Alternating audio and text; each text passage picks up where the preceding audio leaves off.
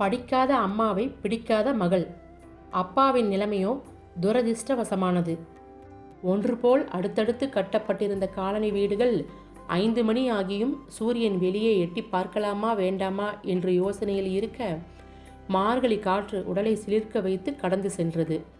ஒவ்வொரு காலனி வாசலிலும் குளிர் தாங்காமல் ஸ்கார்ஃப் ஒன்றை கட்டிக்கொண்டு போட்டி போட்டு வண்ணப் பொடிகளால் பெரிய பெரிய கோலங்கள் போட்டனர் அழகு பெண்கள். உடல் அசதி தெரியாமல் இருக்க ஒருவருக்கொருவர் கதை பேச கைகள் மட்டும் வண்ணமயம் காட்டியது. எப்படி அக்கா இவ்வளோ அழகாக கோலம் போடுறீங்க? நானும் எவ்வளோ ட்ரை பண்ணாலும் உங்களை மாதிரி வரமாட்டேங்குது என்று கொஞ்சம் புலம்பிக்கொண்டே கோலம் போட்டால் பக்கத்து வீட்டு பெண் மீரா. எதுவும் பதில் கூறாமல் ஒரு புன்னகை மட்டும் வீசிவிட்டு தொடர்ந்து கோலம் போட்டார் சாருமதி. பேருக்கு ஏற்றாற்போல் வட்டமான மதிப்போல் இருந்த முகம் இருட்டிலும் பிரகாசித்தது. கோலம் முடிந்து திருப்தியுடன் அதை பார்த்து ரசித்துவிட்டு காலை வேலையை தொடர வீட்டினுள் சென்றாள் சாரு. தொலைக்காட்சியில் சாமி படலை பாடவிட்டு குளித்து கையில் காப்பியுடன் அறைக்கு சென்றாள். வேலை முடிந்து அயர்ந்து தூங்கும் தன் கணவனை சில நொடிகள் கண்களால் புகைப்படம் எடுத்தவள் மெதுவாக அசோக்கை எழுப்பினாள். கண் விழித்து பார்த்தவனோ சில மணித்துளிகள் மயங்கித்தான் போனான். திருமணம் நடந்து 7 வருடங்கள் ஆயினும் 6 வயதில் ஒரு பெண் குழந்தை வந்த பின்பும் சாருமதியின் அழகு மட்டும் குறையவே இல்லை. திருமணத்தன்று பார்த்தது போல் இன்றும் அவளது முகம் என்றும் மங்காத நிலவொளியாக பிரகாசித்தது.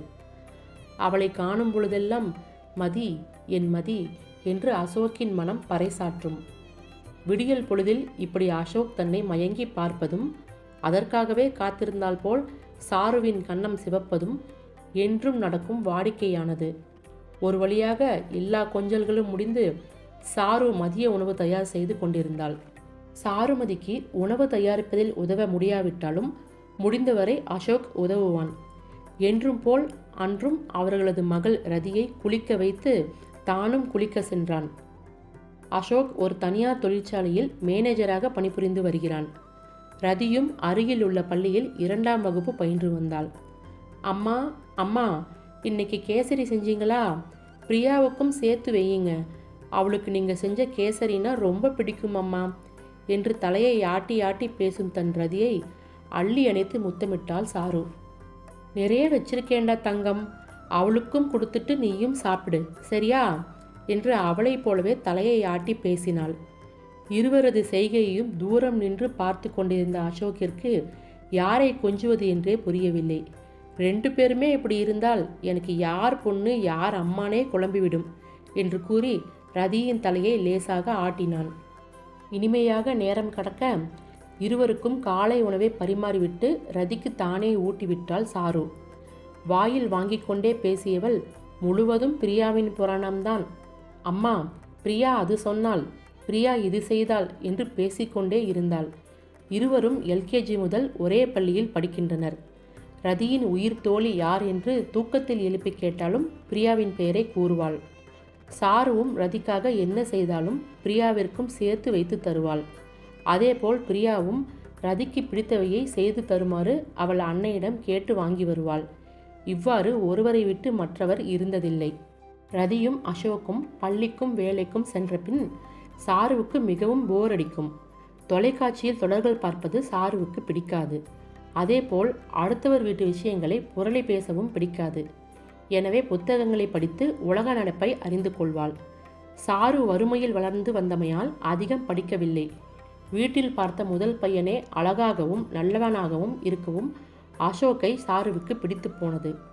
படிப்பறிவு இல்லை என்றாலும் பகுத்தறிவு நிறைய இருந்தது. இருவரும் ஒருவர் மனம் மற்றவர் கோணாமல் வாழ்ந்தனர். பள்ளிக்கு சென்று வரும் ரதியிடம் சாரு நல்ல தோழியாகவே பழகினாள். இன்னைக்கு என்ன சொல்லி கொடுத்தாங்க என் தங்கத்துக்கு? இன்னைக்கா தமிழில் 2 பாடம் சொல்லி தந்தாங்க, அப்புறம் இங்கிலீஷில் ஒரு பாடம் நடத்தினாங்க என்று அன்று நடந்தவையை ரதியும் கூறுவாள். இப்படி என்னதான் பழகினாலும் வருடங்கள் செல்ல செல்ல ரதிக்கு சாருவிடம் நட்பு பாராட்ட முடியவில்லை. அதற்கு பெரும்பாலும் சாரு பெரிதாக படிக்காதது ஒரு காரணமாக அமைந்தது. பிரியாவின் தாய் நன்கு படித்து நல்ல வேலையில் இருப்பதால் அவ்வப்போது படிப்பில் புரியாதவற்றை அவர்தான் சொல்லித் தருவார் என்று பிரியா சொல்லும் போதெல்லாம் ரதிக்கு பொறாமையாக இருக்கும்.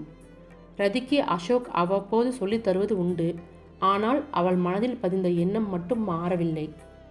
நாட்கள் வருடங்களாகி ரதி 5ஆம் வகுப்பு படித்து கொண்டிருக்கையில் பிரியாவின் தந்தைக்கு வேறு ஊருக்கு பணிமாற்றம் கிடைத்தமையால் பிரியா அந்த பள்ளியை விட்டு சென்றாள். அவ்வளவுதான். அன்று பள்ளி முடிந்து வந்த ரதி பண்ணாத ஆர்ப்பாட்டம் இல்லை. இனிமேல் பிரியாவை பார்க்க முடியாதாம். அவள் தன்னை அழைக்கவென தந்த தொலைபேசி எண்ணை உபயோகிக்க கூட வீட்டில் ஒரு தொலைபேசி இல்லை என்று அழுது புரண்டாள் ரதி. அவளது அழுகை சிறிது குறையவும் சாரு பேச்சு கொடுத்தாள். ரதி, இப்போ என்னடா, பிரியாட்ட பேசணும்னு தோணுனா பக்கத்தில் இருக்கிற கடையில் போய் ஒரு கால் பண்ணிட்டு வந்துடலாண்டா, அழாதம்மா என்று பரிவாக பேசி பார்த்தாள். அப்போதும் அழுகை நிற்கவில்லை. நம்ம வேணும்னா இந்த அரை பரீட்சை முடிந்ததும் ஒரு தடவை போய் பிரியாவை அவங்க ஊரில் பார்த்துட்டு வந்துடலாம்டா, அழாதடா கண்ணு என்று மீண்டும் கெஞ்சினாள் சாரு. அவரது கடைசி கூற்றில் முகம் சிறிது தெளிவடைந்தது. அதை கண்ட சாரு, இப்போ அம்மா சொன்னால் கேட்பல்ல, நானும் உன் ஃப்ரெண்டு தானே என்று அவர் கையை நீட்ட, எனக்கு படிக்காத ஃப்ரெண்டு ஒன்றும் வேண்டாம் என்று கூறி அவரது கையை தட்டிவிட்டாள். அவள் கூறிய விதத்தில் மனம் உடைந்து போனது சாருவிற்கு. பார்த்து பார்த்து செய்து என்ன பயன், தன் மகளின் மனதை வெல்ல முடியவில்லையே என்று தோன்றியது. வருத்தப்பட்டு தலை நிமிர அங்கே அசோக் நின்றான். அவளது முகவாட்டத்தை கண்டு மனம் வலித்தது. எனினும் சிறு பிள்ளையிடம் பக்குவமாக சொல்ல வேண்டும் என்று தோன்ற சாருவின் கைகளை ஒரு கையால் பிடித்து கொண்டு ரதியை சமாதானம் செய்தான். ரதியை சமாதானம் செய்வது அசோக்கிற்கு பெரிய வேலையாக தோன்றவில்லை. ஏனெனில் எல்லா கோபத்தையும் அவள் சாருவிடம் காட்டி முடித்திருந்தாள். நாள் போக்கில் சாருவும் ரதியின் கூற்றை மறந்தாள். அடுத்து சில வருடங்கள் சென்றது. அம்மா, இன்னைக்கு தாரிகா மேடம் எடுத்துட்டு வர சொன்ன இங்கிலீஷ் நோட்ஸ் கொண்டு வரலைம்மா. அப்புறம் நான் தான் என்னோட தமிழ் நோட்ஸ் கொடுத்து அப்போதைக்கு எழுத சொன்னேன். நல்ல வேலை மேடம் இன்னைக்கு கரெக்ட் பண்ணல, இல்லாட்டி 2 பேரும் மாட்டியிருப்போம்.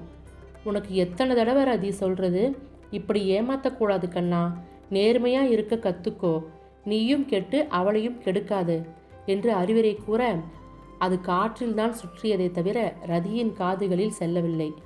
அதை ஏற்க அவள் முயற்சிக்கவும் இல்லை. பிரியா சென்ற பின் தாரிகாதான் ரதியின் உயிர் தோழியானாள். பிரதி பொழுதும் தாரிகாவின் புராணம் ஓடியது. தற்போது ரதி 10ஆம் வகுப்பு படித்தாள். இந்நிலையில் அசோக் வீட்டை மாற்றினார். அதன் விளைவாக அதற்கு அருகில் இருந்த பள்ளியில் ரதி சேர்க்கப்பட்டாள். முன்பு போலவே இந்த முறையும் அடம் பிடித்தாள் ரதி. எப்போதும் தன் தோழிகளை தம்மிடம் இருந்து பிரிப்பதே பெற்றோரின் கடமை என்பது போல் பேசிக்கொண்டே போக இந்த முறையும் சாரு மனதிடத்தோடு சென்று ஆறுதல் கூறினாள். அடிக்கடி பார்க்காட்டி என்னடா, எப்போ தோணுதோ அப்போ ஃபோன் பண்ணி பேசலாம் இல்லையா, நம்மக்கிட்ட தான் இப்போ ஃபோன் இருக்கே. அவரது பேச்சு கொஞ்சம் ஆறுதலாக இருக்க எழுந்து உணவருந்த சென்றனர். சிறிது நேரம் அமைதியாக சென்று கொண்டிருக்கவே சாருவே பேச்சை ஆரம்பித்தாள். ரதி, நான் வேணும்னா ஒரு யோசனை சொல்லவா என்று கேட்க அமைதியாக அவளை பார்த்தாள் ரதி. உனக்கு தான் ஃப்ரெண்ட்ஸ் மாறிட்டே இருக்காங்கன்னு ஃபீல் பண்ணுறல்ல, பேசாமல் நம்ம ஃப்ரெண்ட்ஸ் ஆகிடலாமா, எப்பவும் உன் கூடவே நான் இருப்பேன்ல என்று அவள் குழந்தை போல் கை நீட்ட ரதி சிரித்து விட்டாள். அம்மா, டோன்ட் பி சில்லி, நீங்கள் எப்படி என்னோட ஃப்ரெண்டாக இருக்க முடியும் என்று கூறி அவள் சாப்பிட துவங்கினாள். மீண்டும் மனம் உடைந்து போனது சாருவிற்கு. அவருக்கும் சிறுவயதில் இருந்து தோழிகள் என்று கூறிக்கொள்ள யாரும் இருந்தது இல்லை. வறுமையை காட்டியே ஒதுக்கப்பட்டாள். எனவே சொந்த மகளிடமாவது அந்த தோழமை கிடைக்காதா என்று எதிர்பார்த்தவருக்கு ஏமாற்றமே மிஞ்சியது ஒவ்வொரு முறையும். இது அனைத்தும் நிகழ்கையில் அசோக் அங்கு இல்லை. அவருக்கு வேலைபடு கூடிக்கொண்டே போனது. வீட்டில் செலவிடும் நேரம் குறைந்து போனது. களைத்து வரும் கணவரிடம் தன் வாட்டம் காட்ட பிடிக்காமல் மறைத்தாள் சாரு. அவள் கூறாவிட்டாலும் அவள் முகம் கண்டு அவளது மனதை படித்த அசோக், இன்னைக்கு என்ன சொன்னாள் ரதி என்று கேட்டான். சிறிது ஆச்சரியமாக இருந்தாலும் அசோக்கின் வார்த்தைகளும் புரிதலும் ஆறுதலை தந்தது. அவளை சுற்றி இருக்க நட்பு வட்டாரம் அப்படி மதி, அதான் அவளுக்கு உன்னோட அருமை தெரியலை. போக போக வேணும்னா பாரு, அவளே புரிஞ்சுப்பா. அவள் உன் கூட தோழியா இல்லாட்டி என்ன, நான் தான் உனக்கு நல்ல தோழனா இருக்கேன்ல, ஏன் என்னை உன்னோட தோழனா ஏற்றுக்க மாட்டியா என்று அவள் முகம் பார்த்து கேட்க அவனது தோளில் சாய்ந்து கொண்டாள் அவனது மதி. மகளின் மூலம் ஏற்பட்ட சிறு வருத்தம் இருந்த இடம் தெரியாமலே போனது கணவனது அணைப்பில். வருடங்கள் செல்ல செல்ல ரதியை சுற்றி இருக்கும் நட்பு வட்டாரம் பெருகிக் கொண்டே போனது.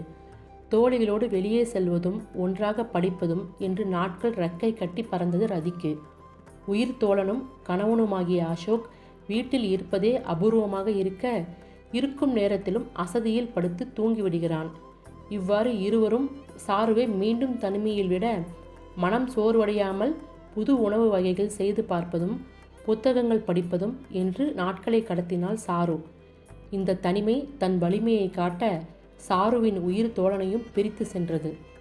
வேலையின் பளுவை தாங்க முடியாமல் முன் இருமுறை மெல்லிய மாரடைப்பு வந்தபொழுது கூட யாரிடமும் சொல்லவில்லை அசோக். இந்நிலையில் ஒரு நாள் வீட்டில் தூங்கிக் கொண்டு இருக்கும் பொழுதே 3வது முறையாக மாரடைப்பு வந்து இறந்தார். என்றும் போல் காலையில் குளித்து அசோக்கின் பார்வையில் கன்னம் சிவக்க காத்திருந்த சாருவிற்கு ஏமாற்றமே மிஞ்சியது. என்றும் பௌர்ணமியாய் பிரகாசிக்கும் முகம் அன்று முதல் அமாவாசை போல் ஒளி இழந்தது. எங்கு திரும்பினாலும் அசோக்கின் நினைவே வந்து தாக்க தனிமை இன்னும் பயமுடுத்தியது. உறவினர்களின் வருகையும் அவர்களின் ஆறுதலும் எந்தவித மாற்றத்தையும் தரவில்லை. தன்னை மதி என்று அழைக்க இனிமேல் அசோக் வரப்போவது இல்லையே என்று நினைக்கும் போதெல்லாம் மனம் கதறியது. சாருவின் தனிமையை ரதி புரிந்து கொள்ளவும் இல்லை, அதை துரத்தும் பொறுப்பையும் ஏற்றுக்கொள்ளவும் இல்லை. கல்லூரியில் சேரவிருக்கும் மகளை வைத்துக்கொண்டு என்ன செய்வது என்று திக்கு தெரியாமல் சாரு குழம்பினாள். அசோக் போட்டிருந்த காப்பீடு திட்டத்தின் மூலம் கொஞ்சம் பணம் வந்தது. இத்தனை நாட்கள் அசோக்கின் இரத்தத்தை உறிஞ்சிய கம்பெனியில் இருந்தும் கொஞ்சம் காசு கிடைத்தது. எல்லாவற்றையும் சேகரித்தவள் ரதியை அழைத்து கொண்டு சென்னை சென்றாள். வீடு, ரதிக்கு கல்லூரி என எல்லாம் சரி செய்த பின்புதான் இனி தான் என்ன செய்வது என்ற குழப்பம் அதிகரித்தது. நாட்கள் செல்ல செல்ல அழுகையும் வெறுத்து போனது. வாழ்க்கையை கடத்த சம்பாதிக்க வேண்டும் என்று உணர்ந்தாள் சாரு. தான் சிறுவயதில் தாயிடம் கற்றுக்கொண்ட அலங்கார பொருட்கள் செய்யும் முறையை கையில் எடுத்தாள். தன்னால் முடிந்த அளவிற்கு தனிமையை துரத்தினாள். தையல் கலையும் தெரிந்திருக்க அதுவும் கை கொடுத்தது. இவ்வாறு உழைத்தவளுக்கு தன் பெயரை நிலைநிறுத்த 2 வருடங்கள் ஆனது. வீட்டிலேயே தையல் மிஷின்கள் வைத்து சிலருக்கு வேலை தந்தாள். பயத்தில் குறுகிய மனம் பக்குவப்பட்டது. தன் தொழிலை ஒரு நிலைக்கு கொண்டு வந்து பின் ரதியை கவனித்தவளுக்கு அவளிடம் மாற்றம் இருப்பதை உணர்ந்தாள். ரதியை சுற்றி நட்பு வட்டாரம் அதிகரித்ததெல்லாம் சாரு அறிந்ததே. எப்போதும் வாயடித்து கொண்டே இருக்கும் தன் மகள் தன்னை மறந்து இருப்பதை கவனித்த சாருவிற்கு சந்தேகமாக இருந்தது. அவளை சுற்றி இருந்த நட்பு வட்டாரம் குறைந்தது போல் உணர்ந்தாள். தோழியாக அவளிடம் பேசவும் தடுமாற்றமாக இருந்தது. என்றும் போல் தன்னை தவிர்ப்பாளோ என்று சங்கடப்பட்டு ரதியிடம் என்னவென்று கேட்கவும் தயங்கினாள். ஒரு நாள் மாலை பொழுதில் வானத்தை வேடிக்கை பார்த்தவாறு அமர்ந்து இருந்தாள் சாரு. தன்னுடைய சூரியன் தன்னை விட்டு நீங்கியதால் அழுது அழுது வான்மகளின் கண்கள் சிவந்து இருப்பதாக தோன்றியது சாருவிற்கு. அம்மா என்று ரதி அழைக்க அந்த அழைப்பில் இருந்த சோகத்தின் சாயலில் நிகழ்காலத்திற்கு வந்தாள் சாரு.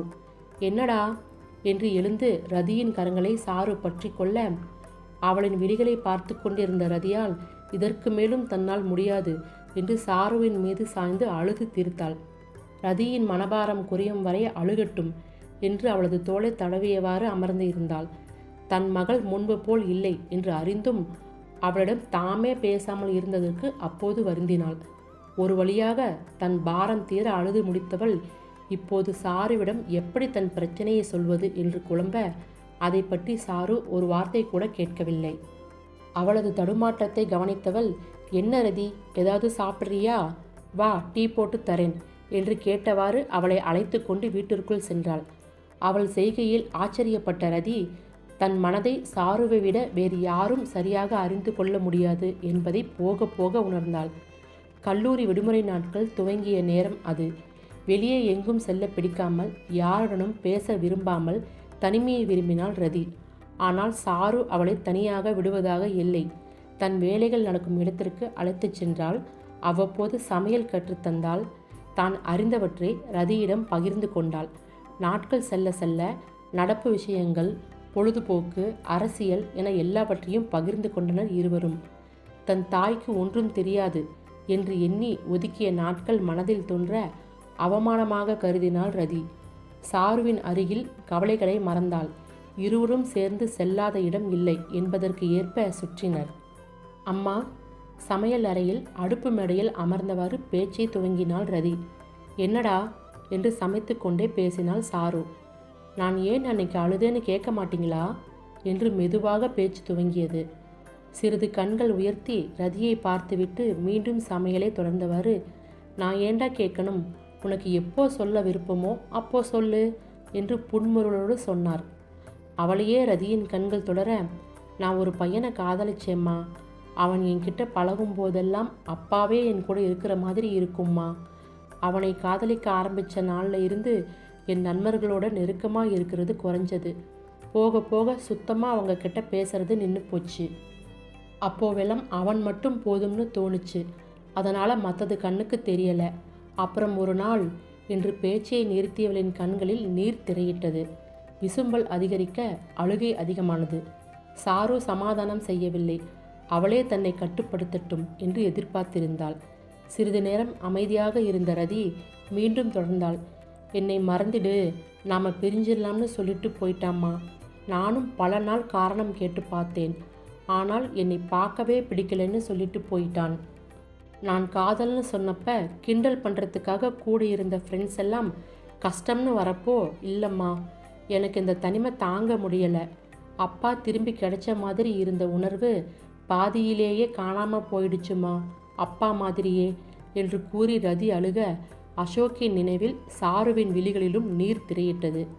தலை தாழ்த்தி ரதி அழுக, சாரு அவளின் தலையை தடவி கொடுத்தாள். மீண்டும் ரதி தொடர்ந்தாள். அப்புறம் ஒரு நாள் அவன் இறந்துட்டான்னு கேள்விப்பட்டு போனேன். அவனுக்கு இந்த முடிவை ஏற்கனவே தெரிஞ்சு இருக்கும்மா. அதனால தான் என்னை ஒதுங்கி போக சொல்லி இருக்கான்னு அப்பதான் புரிஞ்சுக்கிட்டேன். அப்பா மாதிரி பாசம் காட்டுறானேன்னு நினச்சேன். அப்பா மாதிரியே பாதியிலேயே விட்டுட்டு போயிட்டாம்மா என்று அவனது பிரிவின் வலி தாங்காமல் சாருவை அணைத்து அழுக ஆரம்பித்தாள். சிறிது நேரம் அழுகை அடங்க சாரு சமாதானம் செய்தாள். எந்த உறவுமே கடைசி வரைக்கும் இருக்காது ரதி. எல்லாத்துக்கும் ஒரு இறுதி கோடு உண்டு.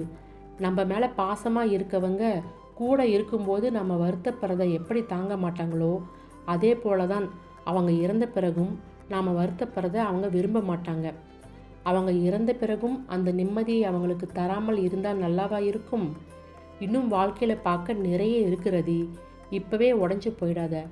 உங்கள் அப்பா நம்மளை விட்டு போனாலும் என் கூடவே இருக்கிறதா தான் நான் நினச்சிக்குவேன். அதுதான் இன்னமும் எனக்கு வாழ நம்பிக்கை தருது. உனக்கு என்ன கஷ்டம்னாலும் ஒரு அம்மாவா தோள் தர நான் இருக்கேன். கவலையே படாத என்று அவள் கண்களை துடைத்து சிறிது நேரம் தூங்க சொன்னாள். சாரு பேசுவதை கேட்க கேட்க மனம் லேசாவதை உணர்ந்தாள் ரதி. ஆனால் சாரு தோழி என தொடங்கி அதை அம்மா என்று மாற்றியதையும் கவனிக்க மறக்கவில்லை. ஒரு தோழி போல் என்று கூறக்கூட யோசிக்கும் அளவிற்கு தன் தாயை புண்படுத்தியுள்ளோம் என்று தோன்ற மனம் வலித்தது. தான் இப்போது கடந்து வந்த துன்பத்தை தானே தன் தாயும் கடந்து வந்திருப்பார், அதுவும் பல மடங்கு அதிகமாக. அப்போதெல்லாம் அவருக்கு ஒரு துணையாக இருக்க தவறேதை எண்ணி கவலைப்பட்டாள். ஒரு முடிவிற்கு வந்தவளாக சாருவிடம் சென்றாள். அம்மா வாங்க, மாடியில் கொஞ்ச நேரம் உட்கார்ந்திருக்கலாம் என்று அழைத்தாள். மறுப்பேதும் சொல்லாமல் சாரு சென்றார். மாடியில் நட்சத்திரங்களை வேடிக்கை பார்த்தவாறு சாருவின் மடியில் படுத்திருந்தாள் ரதி. மகளின் சோகத்தை குறைத்த நிம்மதியில் அவள் தலையை கோதியவாறு அமர்ந்திருந்தாள் சாரு. அம்மா, அப்பா நம்மை விட்டு போன சோகத்தை ஏம்மா என்கிட்ட கூட நீங்கள் எதுவும் பகிர்ந்துக்கல? என்னை ஒரு தோழியா நீங்கள் நினைக்கலையா? அப்படியெல்லாம் எதுவும் இல்லைடா என்று அந்த நாட்களின் நினைவில் பேசாமல் இருந்தாள். என்கிட்ட நெருங்கி பழகக்கூட நான் உங்களை விடலையேம்மா என்று கூறியவளின் குரலில் வருத்தம் அப்பட்டமாக தெரிந்தது. சே, அப்படியெல்லாம் சொல்லாதடா, நீ மனசறிஞ்சு எதுவும் செய்ததில்லைடா என்று அவளது கைகளை பிடித்து கொண்டாள் சாரு. சாருவின் அருகில் அமர்ந்த ரதி அவளது கண்களை நோக்கி சாரி மதி என்று கெஞ்சுதலாக கேட்க சாருவின் கண்கள் ஒரு நொடி மின்னியது. அசோக்கிற்கு அடுத்து தன்னை பாசமாக மதி என்று ரதி அழைப்பாள் என்று ஒரு நாளும் அவள் நினைத்ததில்லை. மகிழ்ச்சியும் அதிர்ச்சியும் சேர ஆச்சரியத்தில் ரதியையே பார்த்தவாறு அமைந்திருந்தாள். ஃப்ரெண்ட்ஸ் என்று ரதி கை நீட்ட மகிழ்ச்சியின் மிகுதியில் கண்கள் கலங்க ரதியை கன்னத்தோடு சேர்த்து அணைத்து கொண்டாள் சாரு. ரதி அவளது மதியின் கழுத்தோடு சேர்த்து அணைத்து ஃப்ரெண்ட்ஸ் வாரவர் என்று கூறி கன்னத்தில் இறுக ஒரு முத்தம் தந்தாள். மண்ணில் கால் வைக்க உயிர் தந்து தாயானவள் மனதில் உள்ள சுமை இறக்க தோள் தந்து தோழியானாள். இந்த கதை பிடிச்சிருந்தா லைக் பண்ணுங்கள், ஷேர் பண்ணுங்கள், கமெண்ட் பண்ணுங்கள். மறக்காமல் தமிழ் சேனலை சப்ஸ்கிரைப் பண்ணிடுங்க. நன்றி.